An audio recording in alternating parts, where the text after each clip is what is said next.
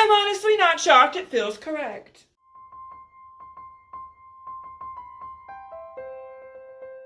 One, I apologize if you hear dogs barking in the background. Apparently, one of my neighbors decided to get a brand new dog, immediately just leave it home alone. Cool, awesome. Don't know why you would do that, but alright. Hello loves, my name is Wendy Weather. I am the History Drag Queen, and welcome back to another history video. And today we are talking about the life of Thomas Lyle Williams, the founder and creator of Maybelline. Now, why is Thomas special? Well, because Maybelline was kind of the first product and brand that ever went viral before virality wasn't even a thing. I mean, when I think of like the origins of like makeup in America, Maybelline is the first thing that comes to mind. It was the first mascara. It was the first mascara made in America, and it's kind of like the Big Bang of like the makeup retail industry. Also, Maybelline is one of the largest makeup companies that still exists today, and it was founded by a gay man. Thomas Lyle Williams was actually born in Morganfield, Kentucky in 1896. His mother's name was Susan and his father's name was Thomas. His father was a farmer and actually the town sheriff. When Thomas was 15, he actually started working at the Nickelodeon. And for all the people who don't know what that is a movie theater. That is what they were originally called, where they showed different movies kind of on a rotation block, as well as news and advertisements and things like that. Anyway, Tom was actually paid about $6 a week at the Nickelodeon, which in today's money is about 200 bucks. But another thing you need to know, Thomas Lyle loved movies and film. He loved them. And not just the films themselves, he loved the glamorous women that were on the silver screen. He was completely enamored with the glamour of the limelight, of the silver screen, of these Hollywood, like, starlets, actresses, and just bombshells. And Thomas knew those divas inside and out. He combed through every detail. The clothes that they wore, their jewelry, how their hair was laid. And not just the ladies, he also noticed the men was there too.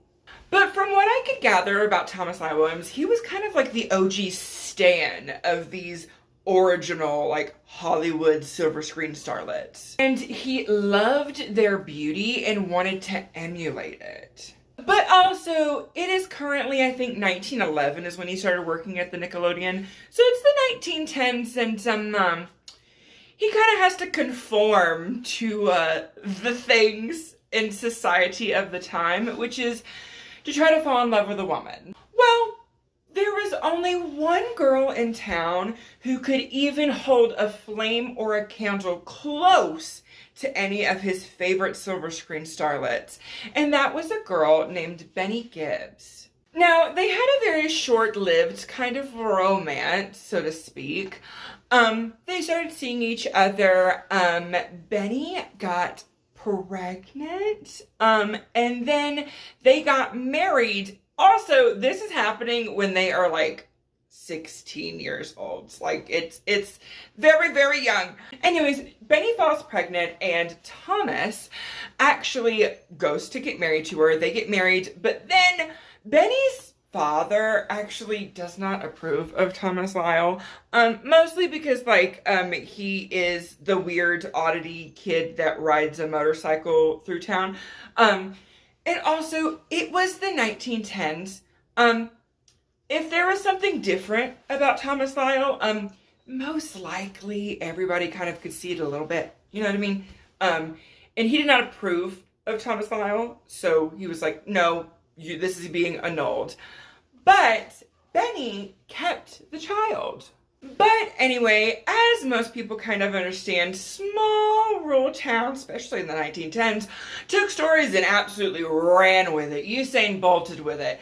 And, I mean, Thomas Lyle Williams, like that different kid that, you know, rides around the motorcycle all across town, got Bettie Gibbs pregnant. Oh my goodness, they got married and they broke up. Oh my goodness. Oh! Well, Bettie stays in Morgansfield, and now Thomas Lyle, he's like, I really don't have anything here, other than, of course, you know, his family, but there's really nothing for me here. So he took all of his stuff and ran to Chicago, babies, where he had the grand idea of starting a mail order business, which just means back then you couldn't order anything like online, right? But the other option of that in the olden times is through mail. So it's kind of like 1910s Amazon, a little bit. So Thomas Lyle started this mail order business where you could order things through catalogs and it'd be sent to your home. Well, Thomas Lyle, when he went to Chicago, needed help. He needed to get some friends, some people to like help him with this business, right? Well, one of the first people he actually meets is this guy named Emery Shaver. Now, Emery was known for the time of being a copywriter, which is basically making ads. And Emery Shaver was not only just like an ad guy, he also was an aspiring playwright. Also, it is to note, Emery is a very flamboyant, or was known as a very flamboyant character. And it is to no surprise that Thomas and Emery fall in love in the process of them making this mail order business. Now, as their business grew, he needed some help, and he didn't really know who to call and like trust other than his very, very good sister, Mabel. Thomas Lyle writes a letter to his sister, Mabel, I need you. You are the only one that I could trust to like help with this business and all these other things. I need you here.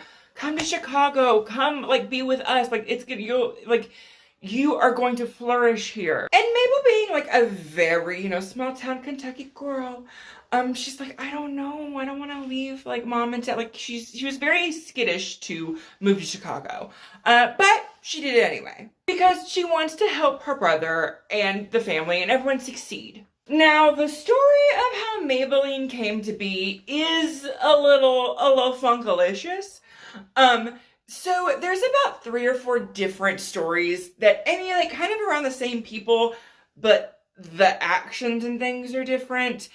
Even the Williams family, who literally founded Maybelline, they still are kind of like, we're not sure exactly how it happened, but more than likely this is what occurred, but... So the 2 main ones is that Mabel one day was actually melting sugar over the stove and she burned her eyelashes off. And Thomas Lyle saw it and was like, oh, we got to figure out how to fix it. You know, you're so, you know, basically a queer brother helping his sister. Like it was, you know what I mean? And so they mixed some cork, Vaseline, and like ash together and basically made the first mascara and put it on her lashes. And she looked beautiful. Now, the other story actually came from Mabel's child themselves later on in like a book. That it was actually a bleaching incident when they were trying to like figure out like products and things like that. And it was like an over bleaching of her eyelashes or something. But yeah, not exactly sure, but Thomas Lyle was dibbling in the beauty products and being like an at-home chemist with them. But regardless of the story, Mabel didn't have eyelashes. Thomas Lyle came up with some concoction that him and her both came up with and like put it on her eyelashes and she looked kind of fierce. Ooh. And so they started selling it and called it Maybelline in honor of his sister Mabel and the both of their like ingenious idea to mix up this concoction with their, you know, her like ingenuity as a woman and his very silver screen obsessed with like beauty. And they just kind of paired together, made it, and they were like, this is great. Now, it was actually originally called Lash Brow-ine, which just basically is like an abbreviation of eyelash, brow, and Vaseline, because the cake mascara they made, the Lash Brow-ine, could be used for multiple different things. A brow pomade, it can be used for eyelashes, as well as sideburns for men. And they actually end up making another product called Mascaro that was much more targeted to men for mustaches, facial hair, and sideburns. Also to note, Thomas Lyle is actually keeping up with his son that Benny had. They were all still very close, and he did was an important father figure in his life and did support them. Now, Thomas's partner Emery actually came up with the very first ads for Maybelline. And a lot of those very first running ads through magazines and mail-order catalogs were made purely done by Emery. And Emery kind of became like the PR and like image consultant at the origins of Maybelline. Emery had some connections. He was actually able to get some of like the starlets and like the young hot it things to start wearing and using Maybelline. Oh yeah, Mr. Emery was over there doing influencer marketing, yep. Now, Maybelline was the very first mascara produced in America. And then in the 20s, they actually expanded into pencils and eyeshadows. And fun fact, Thomas Lyle Williams was actually known, him and Emery, were known to have these sharp pencil like mustaches and very defined sideburns because they were dipping in the cosmeceuticals too. Now, when I say Maybelline was kind of like the big thing, it was like the first makeup brand that went viral everywhere. Like, it created basically mascara.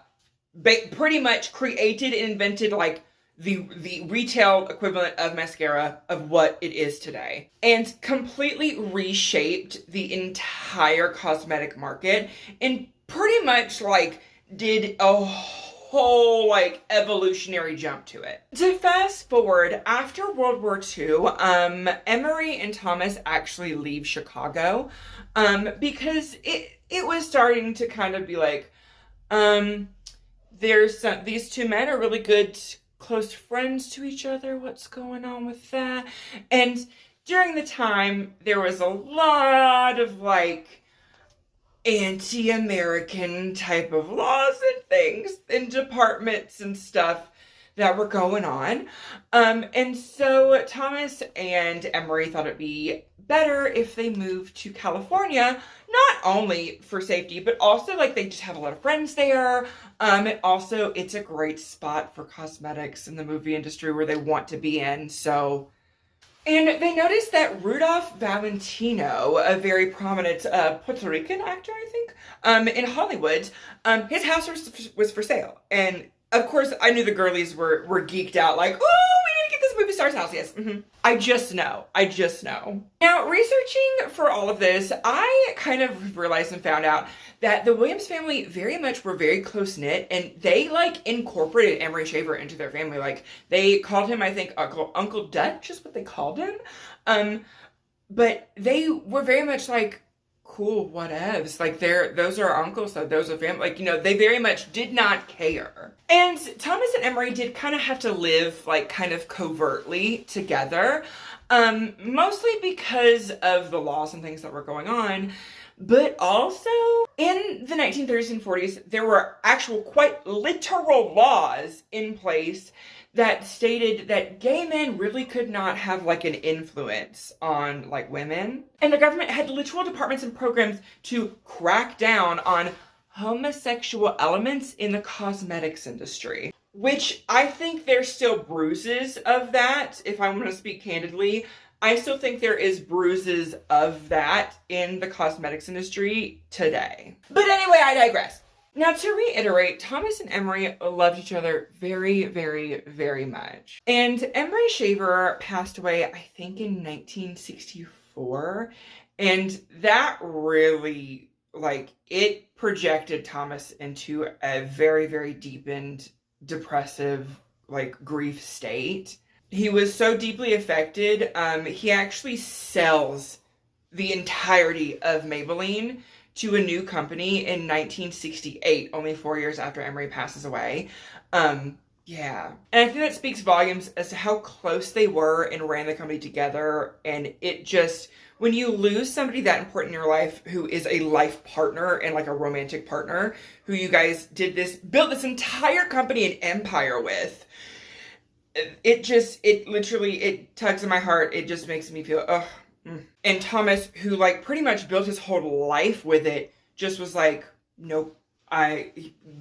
Sold all of his shares, the entirety to it, to a completely different company. And that was in 1968, and Maybelline became Maybelline New York, which is pretty much what we have today. I don't remember what conglomerate organization they belong. I want to say Maybelline is L'Oreal, I think. I'm pretty sure. Now, the next part of this video might be a little kind of polarizing, especially to the beauty space. I think a lot of people forget about Thomas Lyle Williams and focus more on Maybelline because, yes, she was like a co-inventor of it, and she, you know, was kind of like the inspiration behind the name.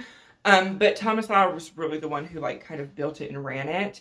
But I think it's mostly because Thomas Lyle was a queer individual. And the beauty space and cosmetics industry still has an issue with queerness to this day. You would think, oh no, they're so inclusive. No, ma'am. To this day, specifically also queer men in the beauty and cosmetic space, they have an issue with it. Not only from other people's experiences that they have like said over social media, but my own. I worked retail cosmetics for several years, and I had to leave it of how badly I was treated by different companies and things. Like, I had to leave. Like, I was only there for 3 years, and that was enough to be like, yeah, girl, I'm not going back in there at all. That is the stuff that they do to queer men in the industry is so crazy. Johnny Ross and Kevin Banzaf actually have a great, I think there was 2 podcast episodes of Beautiful and Bothered, if you don't know what that is, talking about queerness and queer men in the beauty space, and they're great episodes. I'm going to link them in the description below, or maybe in a card somewhere. One of those episodes is actually with the Lipstick Lesbians. I implore you, please go watch those. Now, if you want to learn more about Thomas Lyle and even Emery Shaver, there's several people that have actually talked about them online, like bits and pieces over the years. Erin Parsons, who actually was the international makeup artist for Maybelline, has talked about Thomas Lyle and Emery Shaver quite a little bit in the past, and briefly mentioned them in a couple videos here and there.